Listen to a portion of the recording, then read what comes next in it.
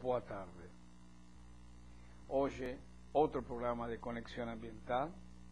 Entrevistaremos a Raimundo Barbosa de Souza. É um líder comunitário com uma trajetória de 36 anos em São Bernardo do Campo e também um grande militante e ativista em defesa da Binnings, em defesa da qualidade de vida, em defesa e das comunidades, porque não é somente líder em sua própria comunidade. Boa tarde, Raimundo. Bem-vindo. É uma honra para nós ter neste momento, neste programa, alguém que 36 anos continuados de uma luta que não acaba nunca. É assim? Muitas vezes as pessoas me questionam por questões políticas, né? Por que eu nunca fui candidato? Eu falei, eu não entrei nesse movimento para me promover a cargo algum. A necessidade obrigou. Porque eu saí da roça, eu digo que eu fui expulso da roça pela máquina, né? A maquinária agrícola, a mecanização, fez com que eu viesse para a cidade. Foi dois problemas, né? Eu me intoxiquei com agrotóxico e não podia mais trabalhar na agricultura. Eu vim para a cidade grande contra gosto, contra vontade, e chegando em São Paulo não tinha onde morar, tinha emprego e não tinha onde morar. Morei 14 anos na favela. Lutei pela urbanização. Começou assim. Aí eu me envolvi nos anos 80 no movimento por moradia, porque foi os anos 80 que veio toda a população da agricultura para as grandes cidades, para as grandes metrópoles, e não tinha onde morar. Em 76, quando foi aprovada a lei de proteção aos mananciais, que delimitou a bacia da Bilg como área de preservação ambiental, eu já morava no Alvarenga, eu já morava na bacia da Bilg. Quando eu fui informado que criaram essa lei, eu não imaginava o que isso ia significar no futuro. Em 1980, eu estava trabalhando numa empresa e houve um movimento de divulgação de loteamentos na região. E eu falava para os caras, olha, não comprem terra naquela região, que esses loteamentos são irregulares, ali a área de preservação ambiental, vocês vão ter problema com a justiça. Fui ignorado, fui até ameaçado na porta da fábrica, um dia por algumas pessoas, né? Porque eu tinha onde morar, eu tinha lá um comodato que a prefeitura cedeu para morar. Então, realmente, eu terminei me envolvendo em toda essa questão devido à falta de uma política habitacional. Quando veio os embargos, foi suspenso a infraestrutura de todos os bairros, porque muitos bairros já existiam anteriores à lei, mas nunca foram regularizados. Os loteamentos já eram irregulares antes da lei. E a gente foi se envolvendo. Então chegou um momento que a gente teve que realmente defender, porque a gente estava lá e o Estado não oferecia outra alternativa. E o tempo foram passando e a gente foi se envolvendo cada vez mais, e o movimento foi crescendo. Foi quando nós fundamos a União das Vilas da região do Alvarenga, que eu me tornei presidente. E em 2002, quando nós, para discutir uma saída, uma solução, buscar uma solução para aqueles problemas de moradia e ambiental, nós fomos se arriscar nas eleições do Subcomitê Binnings, foi lá em Diadema. Foi uma eleição disputada entre braço e cadeira, foi desse jeito, né? Nós estávamos com 35 entidades e tinha um grupo com 13 pessoas. E foi uma loucura, porque estavam acostumados, todo mundo atrelado ao Estado, eram carta marcada que estava no subcomitê, com exceção dos ambientalistas que tinham a sua autonomia. Foi quando eu fui eleito representante do subcomitê Binnings, aonde fui 3 anos representante no subcomitê, titular aqui no subcomitê Binnings Tamanduateí, assumi a vice-presidência do subcomitê, por inúmeras vezes assumi a presidência quando o presidente faltava, na época do Clóvis Volpi. E hoje na região do Alvarenga, falando por São Bernardo, todas as ações naquela região nós discutimos. Questão do Rodonel, respondemos um processo na justiça porque a gente não concordava na forma com que o Rodonel vinha sendo implantado, como que a Dessa queria dirigir o processo. Conseguimos algumas mudanças, pelos ao menos. Não ficou as sucata no trecho sul do Rodonel, assim como ficou lá em Imbu, que os alojamentos se tornaram em favela. Então, pelo menos essa parte de bom a gente conseguiu aqui em São Bernardo. A área ficou limpa quando terminou as obras. Hoje eu me tornei uma pessoa em defesa da Billix, primeiro porque moro de frente para a represa. A minha casa está a 300 metros da represa Billix. E descobri que a água ela é a fonte da vida, é a razão da vida, sem água não existe vida. E a represa Billix, que foi formada para a produção de energia elétrica, e hoje ela é vista como a nossa caixa d'água do ABC, de São Paulo, né? A represa Billix abastece o ABC e grande parte de São Paulo. Não tem como a gente não defender a represa Billix, que o Estado só maltrata, os municípios só a maltratam. A represa Billix está sempre no abandono. A gente vê, nós mudamos a lei na bacia da Billix, já faz 6 anos, os municípios praticamente nada fizeram para fazer com que as coisas melhorem. Pelo contrário, São Bernardo destruiu todo um programa que a gente criou, programa Barra Ecológica, que nasceu das entidades, foi as entidades que, na sua luta, fez com que a prefeitura descobrisse um asfalto poroso, diferente, e a gente avançou muito. Até os anos 80, nós não conseguíamos reunir as comunidades para falar em questão ambiental, porque dava briga, ninguém entendia, não se sabia onde começava e onde terminava a área de proteção aos mananciais. Muito bem, Raimundo. Por lo que eu ouvindo você, estou aprendendo muito. Sempre é uma satisfação aprender com aqueles que sem a academia, sem a universidade, sem grandes livros e grandes pesquisas, etc., com a experiência e a vida, aprendem rápido e conseguem ter as soluções mais fáceis. Você sempre, as propostas foram aquelas possíveis, nunca tiveram propostas impossíveis. Há uma coisa que podemos, inclusive, resumir aqui, que você realmente foi uma vítima ambiental. Foi intoxicado por agrotóxicos, você uma vítima. Começou sendo uma vítima do meio ambiente que te obrigou, inclusive, a sair do lugar onde você gostava, onde você queria. Então você, além de uma vítima ambiental, você foi um refugiado econômico, porque teve que vir aqui para conseguir sobreviver, para conseguir viver, para alimentar-se, para poder viver, você e sua família. Nos conta então essa experiência, e disse aí no último que você falou, que em 1980 as comunidades não entendiam a questão ambiental, mas eles sentiam algo que estava acontecendo. Se não fosse assim, não se tivessem juntado todos para poder resolver os problemas. E o resultado disso são as propostas que vocês fizeram, com o asfalto verde, ecológico, que eu conheci essa experiência do asfalto ecológico que vocês fizeram, fabulosa, inclusive uma inovação, algo novo, que os técnicos, os grandes engenheiros não entendiam muito bem disso, e vocês conseguiram mostrar que era possível. Mas a outra coisa que me preocupa de lo que você diz, que a todos nos preocupa que você diz, de que está faltando o dever, a obrigação, diria, né? Não o dever público, ou seja, tanto seja dos municípios, tanto seja do Estado.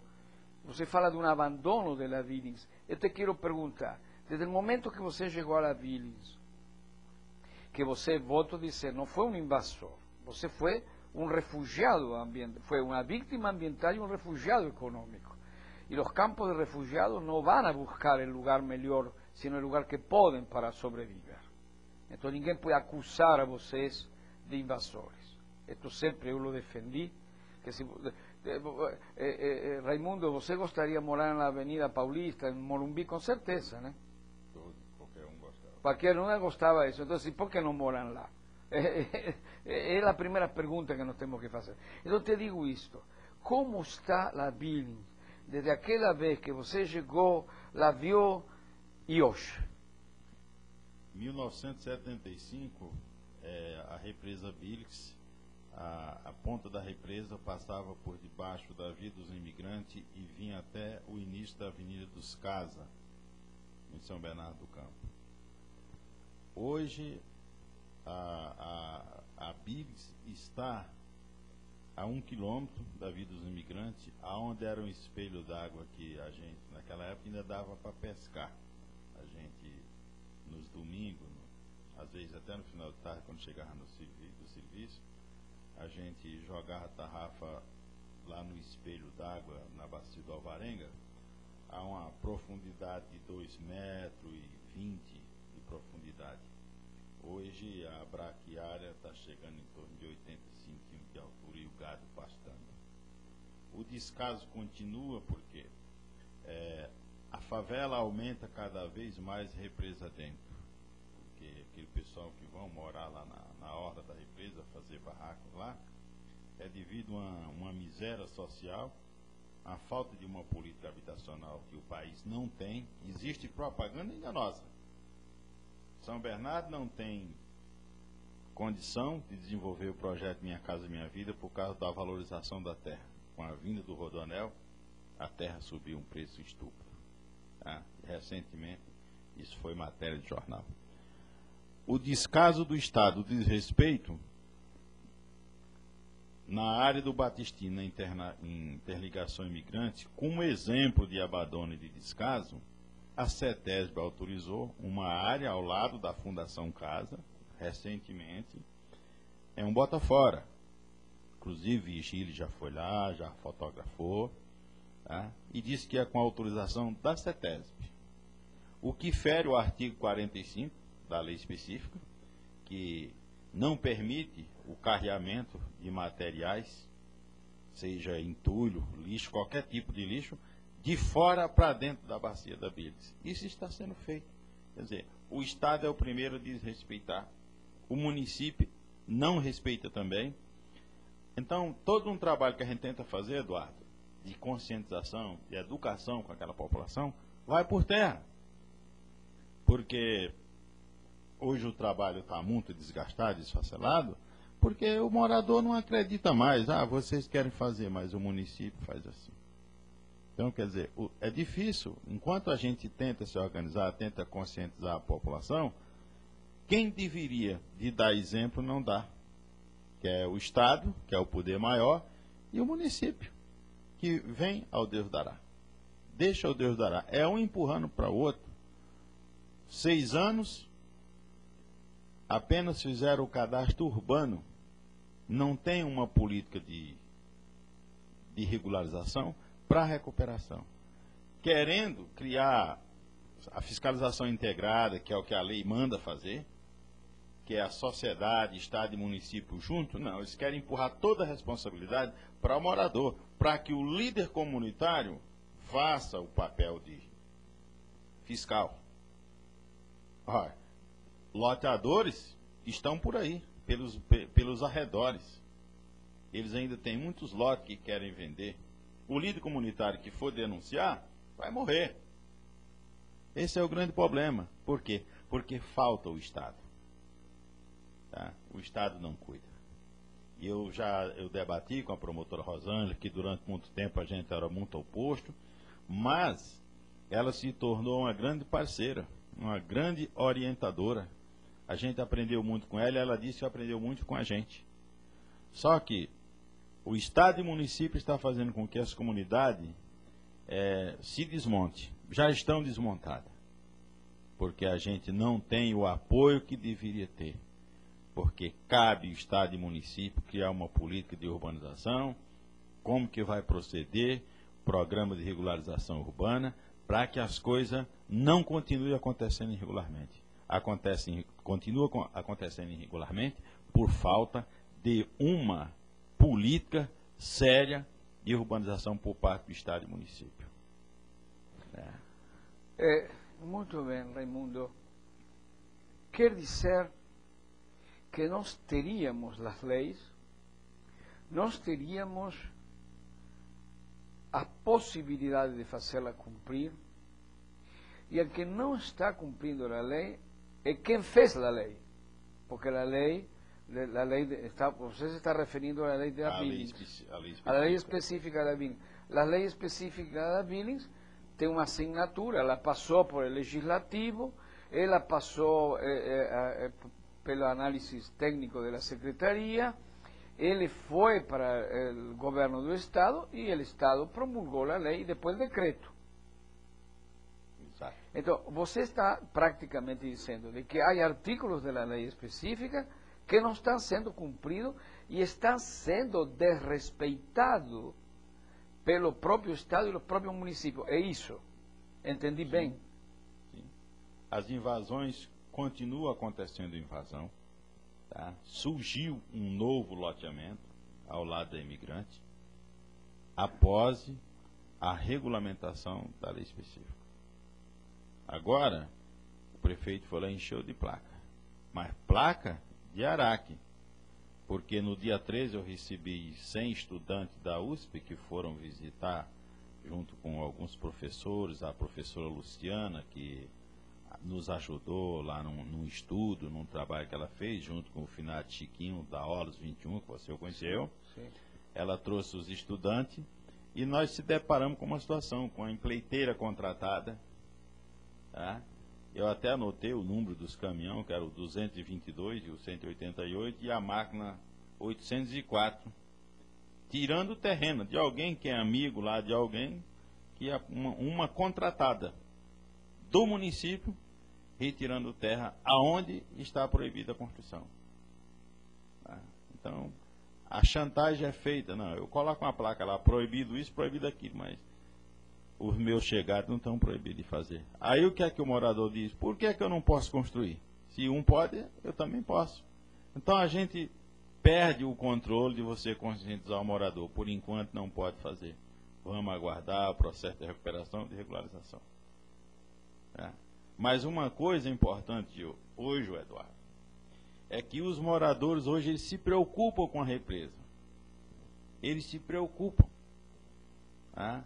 Ainda bem que nós estamos aí numa nova expectativa, que o projeto de despoluição da Billings, que a gente chama o ProBilg, financiado pelo Banco JICA do Japão, parte, né? Que o estudo foi São Bernardo que fez, mas terminou num projeto maior, que não adiantava querer despoluir só a bacia do Alvarenga e Lava do Batistini, porque o resto da represa pega os 6 municípios, parte de São Paulo, e os 5 municípios do ABC diretamente. Terminou num projeto maior e a Sabesp assumiu, e a gente está na esperança, na expectativa que as obras comecem até o final do ano. Eles estão fazendo inúmeras reuniões, inclusive vai ter agora, amanhã tem 2 reuniões, onde eles estão apresentando tudo, como é que vai ser as regras. Está tudo pronto, está avançando. Então, com referente à despoluição, nós estamos nessa boa expectativa. E me preocupa muito com o programa do governo municipal, com a história da usina verde, querer desenvolver um incinerador de lixo, de todo tipo de lixo, numa área de preservação permanente, que você conhece, que é o antigo lixão do Alvarenga, a 300 metros da represa Billings, a 200 metros de 2 escolas de ensino fundamental. O que é que mais me preocupa com essa questão da usina? É porque eu li muito sobre a questão do incinerador, sobre os impactos. O consumo de água, que é altíssimo, por cada megawatt produzido são 7 metros cúbicos de água. Aí você quer produzir 30 megawatts diariamente. E aquilo vai funcionar 24 horas por dia. Você vai jogar todo esse vapor, porque a temperatura, a alta temperatura, você que é conhecedor disso, você é técnico, eu sou apenas curioso. Eu busco informação, porque eu sou curioso, eu vou atrás. Eu não tenho formação acadêmica, mas passei a conhecer porque eu fui atrás. Tem alguns cursinhos de capacitação, mas eu não tenho formação acadêmica. É que a incineração, ela, devido à alta temperatura, ela gera mercúrio, metais pesados como mercúrio e outros, ela cria chuva ácida, quer dizer, você devasta todo ao redor, fauna e flora, e quantas 1000 toneladas por dia você vai jogar para o ar que vai cair tudo dentro da represa? A represa que hoje é para abastecimento público. Não tem fundamento, eu não compreendo a falta de seriedade que tem os nossos governantes, porque a gente lê muito. A internet tem sido um grande instrumento para a nossa informação. Eu tenho lido bastante via internet os impactos, os efeitos dos incineradores. No mundo desenvolvido, como o Canadá, na Europa, no leste europeu, na Ásia, esses incineradores têm até 2020 para serem todos desativados. Então estão vindo para o Brasil com um tsunami. A gente está sabendo disso. Então, quer dizer, aquilo que é rejeitado no mundo moderno, empurra para o terceiro mundo. Então, isso para mim está sendo uma grande preocupação, porque além de trazer grandes problemas para a saúde, problema respiratório, problema de câncer, ainda vai desmontar toda uma cadeia de serviço que é da reciclagem, o material reciclado, que vai terminar com uma história, com o serviço dos catadores, porque as pessoas que vivem da reciclagem, eles não estão capacitados para viver trabalhando dentro de uma usina, porque nós sabemos que esses projetos são instalados de uma forma, com uma tecnologia de ponta, não é de tanta ponta assim, mas os catadores não estão a esse nível de trabalhar. E se for trabalhar, vai fazer o pior, aquele servicinho lá, numa esteira de separar os rejeitos. Porque eu acho que, baseado em depoimentos técnicos, de pessoas conhecidas, de pessoas de nomes renomados, como Washington Novaes, Elizabeth Greenberg, aquele professor Paulo Valdiva, da USP, que a gente teve palestra com Washington Novaes, com a Elizabeth, a professora ontem disse, os problemas, os impactos são esses. O maior problema é a questão saúde, porque lá fora não querem mais. A gente não consegue dialogar com o município, porque, Eduardo, eu já tive muitos conflitos, né? Por causa de não ter as informações necessárias e não compreendia. Eu aprendi muito com vocês, com tantos outros. Para mim foi um grande aprendizado todo esse trabalho. Mas nessa peregrinação de 36 anos como líder comunitário, eu discuti alguns projetos com pessoas tipo assim, arrogante, mercenário, capitalista, na prefeitura de São Bernardo. Desde 1976 eu comecei essa briga. Mas eu nunca fui discriminado, porque para mim a coisa mais dolorida é a discriminação, porque isso marca, fere na alma da gente. Um corte cicatriza. O ferimento que fica aqui dentro não sara nunca. E eu fui tratado com desrespeito pelo administrador de São Bernardo, como que eu fosse um idiota que não tivesse conhecimento algum.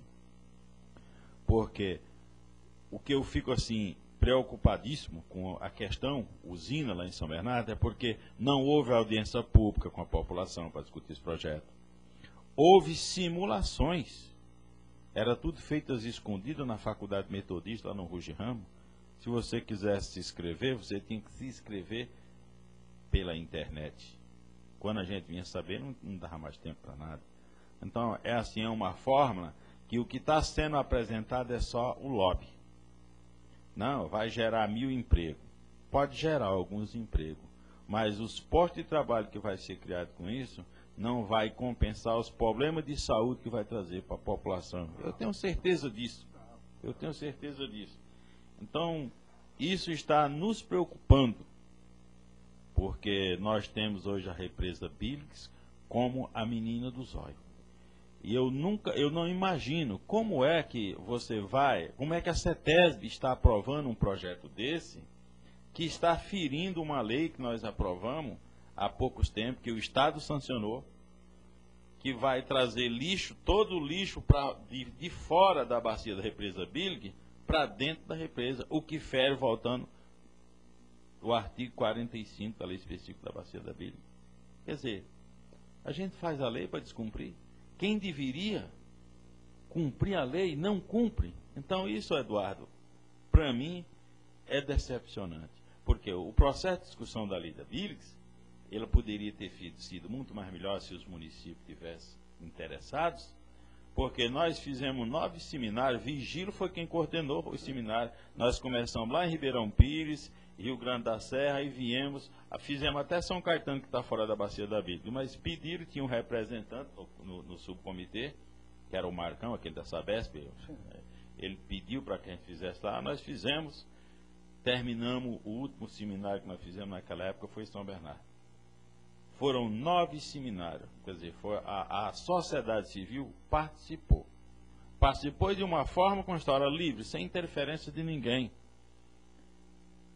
A lei não saiu a contento de muita coisa que a gente queria, porque os municípios e estados não estavam nem um pouquinho interessados. Se interessaram quando, se não tivesse a lei específica aprovada, da Bíblia, assim como Guarapiranga e outros, eles perdiam os recursos da Agência Nacional da Água. Se interessados simplesmente pela cobrança do uso da água. Você tem conhecimento disso melhor do que eu, você acompanhou toda a discussão acalorada, como muitas vezes era. Então eu tenho uma grande decepção hoje com o poder público, no geral, por esse descaso. Bom, Virgílio, extraordinária a tua manifestação, porque eu percebo que sai de dentro de você. Você falava de que há feridas que se podem cicatrizar, mas aquelas de dentro não se podem cicatrizar. Isto quer dizer que por tua história, por lo que você passou, por tudo isso, tem uma sensibilidade melhor para entender as coisas. É uma palavra complicada, porque fere também essa da decepção. Porque as pessoas se decepcionam quando estavam apostando em algo, porque acreditavam em alguma coisa, porque pensavam e tinham a esperança de poder mudar as questões, e em vez de mudar, elas pioraram. Praticamente é isso o que você está falando, que as coisas pioraram, não melhoraram.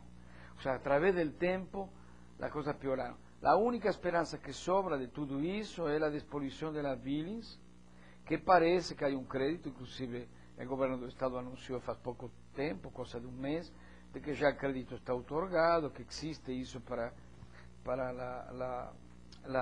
as obras. Agora, eu conheci o projeto da JICA, conheci os resultados dessas pesquisas da JICA. Você sabe, eu, uma época falei com você que eu tinha estudado no Japão e conhecia gente da JICA que me falavam, naquela época, que era possível recuperar a vida. Se isso se fazia rápido. Isto faz mais ou menos esses 6 anos, 7 anos que falaram isso. Por certo, isso vai sair do papel e vai acontecer. Agora, como nós, por lo que você está colocando, que praticamente é isso, por um lado vai haver um investimento bilionário para recuperar a Billings, para despoluí-la, e por outro lado há investimento para poluí-la. É mais ou menos isso que você falou. Exato.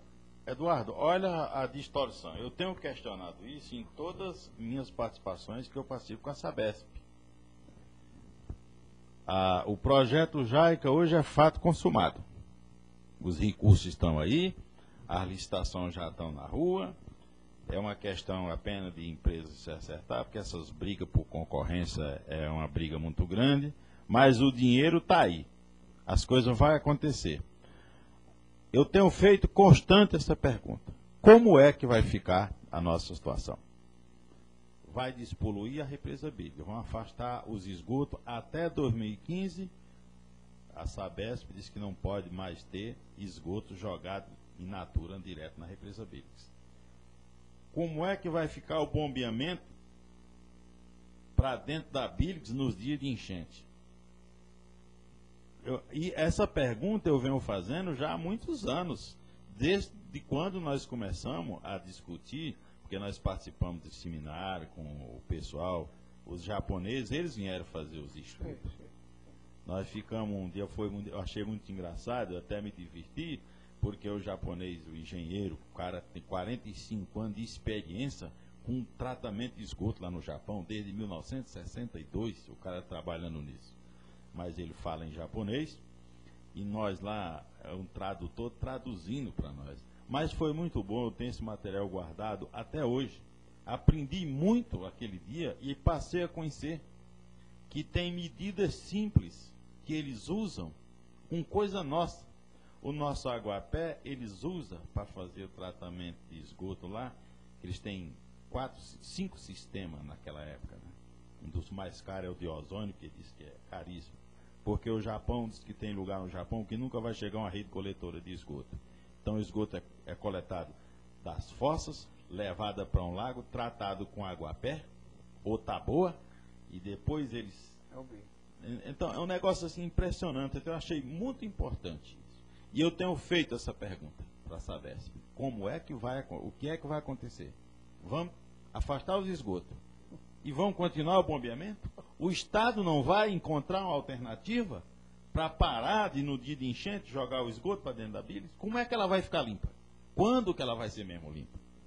Então, é difícil. E você teve uma resposta? Não, até hoje não. Amanhã eu vou participar de 2 reuniões. Não, é uma amanhã e outra no domingo, no Jardim Marco Polo, e outra no Detroit. E eu vou fazer essa mesma pergunta, que eu estou fazendo de propósito. Todo o seminário que estão fazendo para explicar. Porque agora, eles já fizeram toda a topografia, Eduardo. São 72 estações elevatórias, que vai ser feito na bacia do Alvarenga, na região do Alvarenga, que é uma área totalmente complicada, para esse afastamento. Aí eu pergunto, depois de todo esse investimento, que de todo jeito somos nós contribuintes que vamos pagar. E o Tietê, o Rio Pinheiro vai continuar sendo bombeado nos dias de chuva para dentro da represa Bíblica. Afinal de contas, nós estamos limpando o quê? É uma coisa que está na contramão da realidade. E ninguém me responde. Ninguém tem resposta. Por quê? Há mais de 20 anos vem se discutindo o projeto da despoluição da represa Bíblica. E o Estado não cria nenhuma alternativa, porque sabe que ele tem que ter uma alternativa para o dia de enchente, para que a cidade não seja inundada. É difícil entender é como dizem... Antes que eu perca aqui o fio da meada, Eduardo, tem um outro problema, que a bacia da Bílis, parece que agora tudo que é coisas, projeto impactante, querem trazer para dentro do processo. Porque o Rodoanel já foi um baque. Agora estão insistindo numa discussão que tem que fazer um aeroporto de carga, e é dentro da bacia da Bílis, que é onde São Bernardo tem terra. São Bernardo não tem terra no Área de Proteção aos Mananciais. Aí você imagina o desastre que vai ser.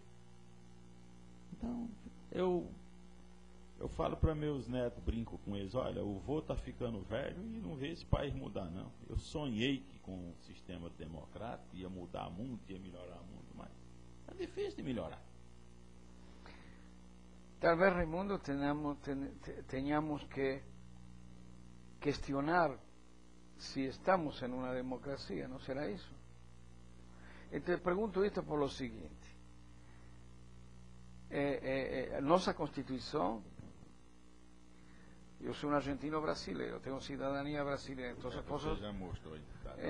Então eu posso dizer nosso país.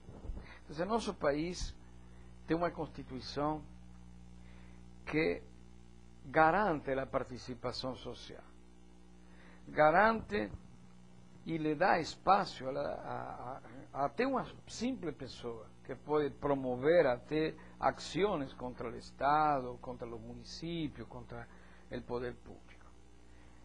Isso está também atrelado a sistemas de participação, e essa participação deveria ser também um produto de las para que as políticas públicas atendam os interesses sociais, os interesses da população e das comunidades, de tudo isso. Então, se com toda essa organização que existe nas comunidades, com uma sociedade civil que não sabemos como, mas ela participa no subcomitê, no comitê. Com tudo isso, não se pode mudar, não se pode influenciar para que as políticas públicas cumpram seu papel, sua obrigação, e a sua vez, essa sociedade civil seja ouvida e respeitada. Não temos esse espaço. Eu acho que a sociedade civil ela tem que se mobilizar, tem que acordar. Porque se a gente não acordar, a gente não vai se segurar. Nós vivemos foi mudado um sistema da ditadura, de um sistema, e conversando com algumas pessoas, a gente tem debatido muito isso. Nós estamos vivendo uma democracia,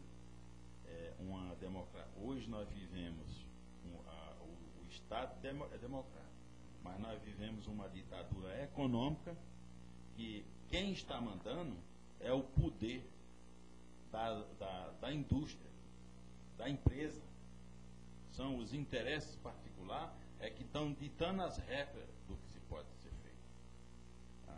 Porque os interesses particulares falam mais alto. Tá? Eu estou aí acompanhando toda a movimentação, junto com o pessoal da reciclagem, estão muito preocupados, porque nós sabemos que são um projeto que é bilionário. A gente sabe que o investimento é de 4 bilhões, tá, nesse projeto, e nós sabemos que esse projeto tem tudo para acontecer, porque a participação da população é muito pouca, a população não tem informação. A população do Alvarenga é uma população assim, semi-analfabeta. As pessoas com uma certa idade, da minha idade acima, são pessoas de muito pouca instrução. Pessoal que já vieram sofrer a depressão, porque a maioria era agricultores como a mim, vieram nos mesmos anos que eu vim, sofreram, continuam sofrendo e não sabem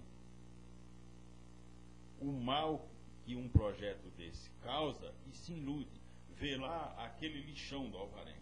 Aí vem alguém lá com um telão, mostra uma maravilha, vai ficar assim, tudo florido. O cara acredita, mas é uma simulação. Nós sabemos que não vai ser assim. Não é verdadeiro. Eu fico muito triste com a falta de seriedade com que as coisas são colocadas. Eles usam as fotografias dos movimentos protestando para dizer que a população está participando do debate. A população está participando contra, não a favor. Mas eles usam em favor, igual a Francisca colocou na reunião do consórcio esta semana. Estão usando o nosso movimento contra para dizer que é a favor. Então a sociedade civil precisa se mobilizar muito. Tá? Estamos longe. Tinha um movimento muito bom na região da Alvarenga. Cheguei a ter 72 entidades cadastradas comigo, na entidade que é formada por outras entidades, mas o poder dos governantes, aos poucos, vieram minando essa resistência, e hoje quem não está atrelado para receber lá um salário, alguma coisa, fica em cima do muro porque tem medo de sofrer ameaça. É desse jeito, é uma violência. É difícil. Com o Raimundo, que vive essa experiência há 36 anos, que está al día a día en las comunidades, que está do lado de la represa, que conoce los problemas, lo conoce mejor que cualquier ingeniero, que no estoy, obviamente, soy ingeniero, no estoy falando sobre la categoría, no estoy disminuyendo la capacidad de y la ética de la categoría, simplemente estoy confrontando las cosas. O sea, alguien que tiene esa experiencia y todo eso nos muestra una realidad que no se puede discutir. No se puede discutir, y especialmente ditas por Raimundo, que es una persona histórica en la Billings, y nos encontramos con una complejidad y un problema muy serio y muy grande. Lo que yo quiero saber, como você está permanentemente en esto, cómo y de qué manera esta cuestión, a sociedad civil que ocupa el espacio dentro del subcomité Billings, está pautando y discutiendo el problema del incinerador, el problema del bombeamiento, que son los dos factores fundamentales para discutir. Primero, el del bombeamiento, que es histórico. Inclusive, como falou aqui Virgílio na oportunidade, isso não pode ser feito porque não está licenciado. Mas el que faz a lei, faz a arapuca, disse o dito, né? Então, possivelmente fizeram a arapuca e estão conseguindo bombear. Agora, a questão é esta: o bombeamento e esse incinerador, que tenho notícias, Raimundo, que já no Congresso Nacional há uma proposta de um projeto de lei para que o governo federal assigne essa lei permitindo os incineradores. Esto es un proyecto de ley, no quiere decir que sea una ley. Entonces, nós temos esta pergunta: se esse problema é localizado en la Billings, y para esto existe un subcomité, si las prefecturas no van a pautar eso, el Estado no va a pautar eso, mas la sociedad civil pauta esos dos problemas fundamentales que tem, ou seja, o bombeamento e o incinerador. Eu tenho achado assim estranho o comportamento do subcomitê, que não tem chamado esse debate, não tem pautado esse debate. O subcomitê, devido assim o desgaste causado pelo próprio Estado, que nunca interessou que o subcomitê funcionasse, tem muitos cargos até em vacância. Muitos cargos estão em vacância porque não teve entidade, porque o subcomitê, os cargos são de entidades que são cadastradas no subcomitê e no comitê do AUTT. Então, os cargos estão em vacância. Eu me afastei do subcomitê, Eduardo, porque eu fiquei 10 anos. Eu falei, eu tenho que ter uma mudança, nada é eterno, eu não posso ficar aqui, eu não posso ficar aqui a minha vida inteira. Primeiro, que eu acho que a participação da sociedade civil, a sociedade civil precisa se capacitar mais para poder enfrentar o poder do Estado. Tá? E essa questão, eu acredito que não vai ser pautada pelo subcomitê, porque quando eu comecei a debater essa questão, assim que eu comecei a ver as primeiras matérias da usina, eu denunciei isso lá no comitê do AUTT, porque eu ainda estava no mandato. Ainda estava no comitê do AUTT. Questionei várias vezes. Ninguém me deu resposta, CETESB não respondeu. Ninguém respondeu. E eu estou vendo a mesma inércia.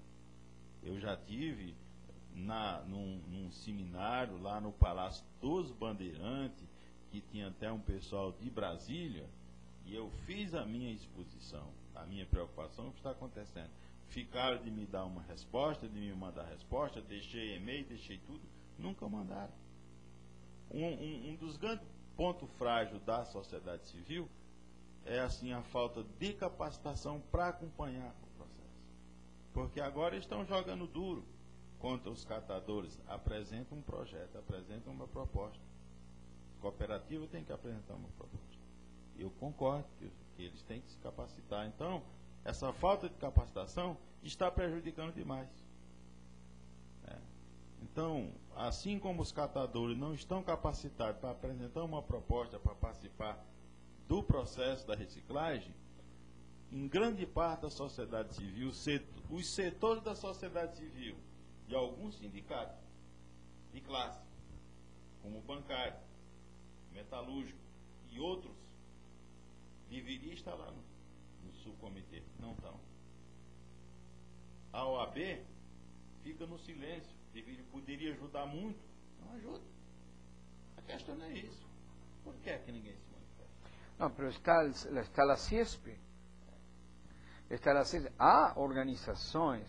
El vicepresidente del subcomité es un técnico. Existe gente capacitada. Ou seja, existem dentro de su comité entidades del área de medio ambiente que têm já 20 anos de existência. Então, eu não sei se é a falta de capacitação ou é outro motivo. Algumas entidades que eu até conheço não é por falta de capacitação. Isso é o que é mais estranho, porque quem tem condição de levantar o problema não levanta. As pessoas que levantam, eu, por exemplo, eu não estou capacitado para enfrentar os técnicos lobistas que defendem o projeto da usina. Tá? Agora, você está corretíssimo, tem representantes da sociedade civil que têm condições, têm capacidade para isso e não faz. Isso é que é estranho.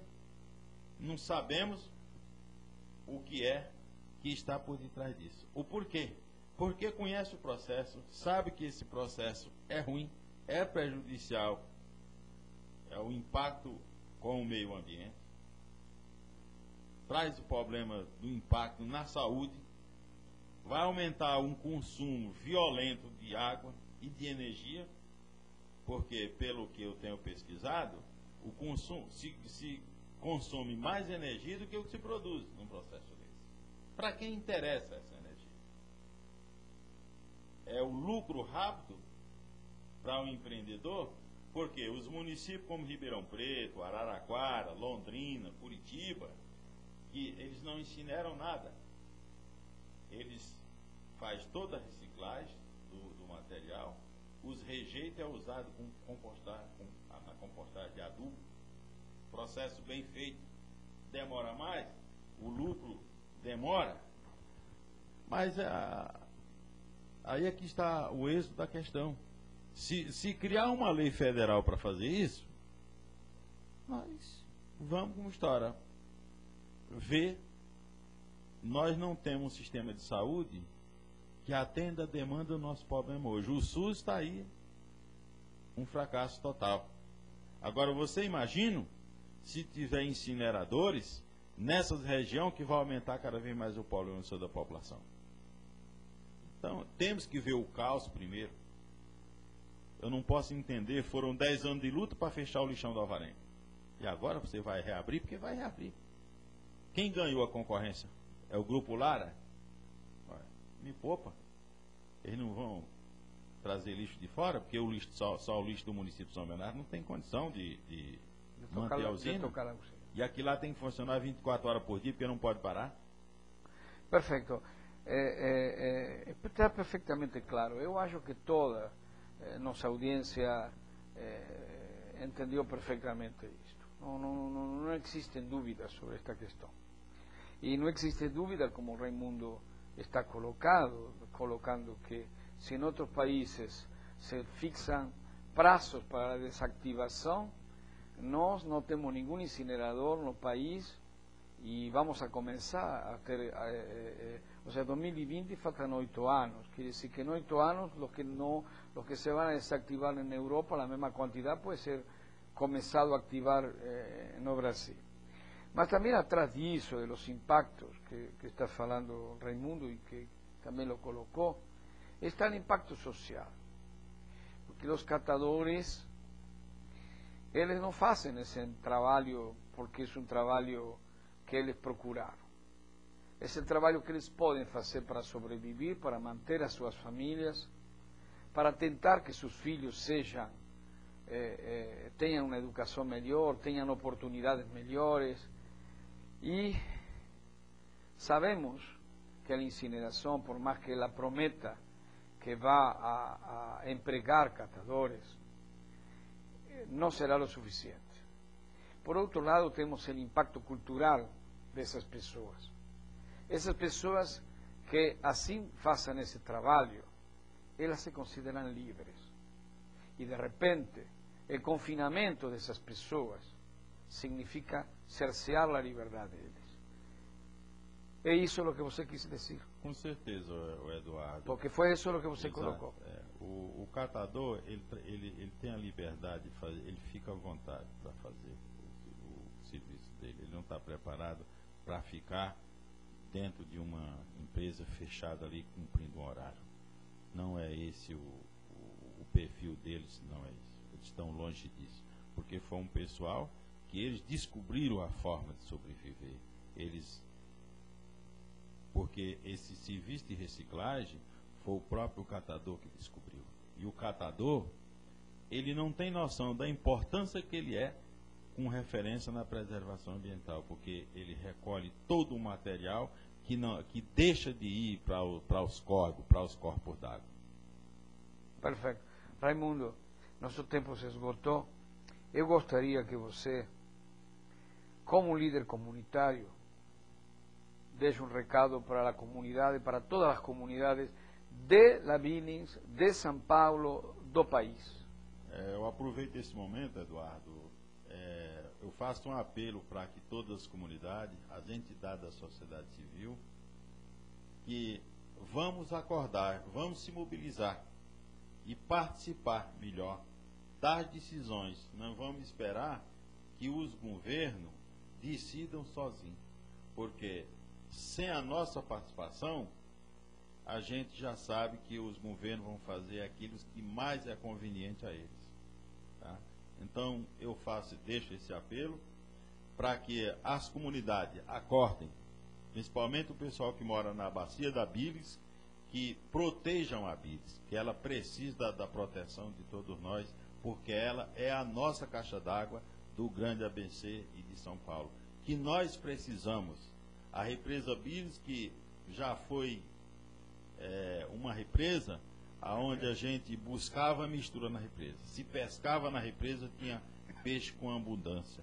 Hoje, graças à degradação, como se diz história, a pesca predatória, hoje você não acha mais uma tilápia na Billings.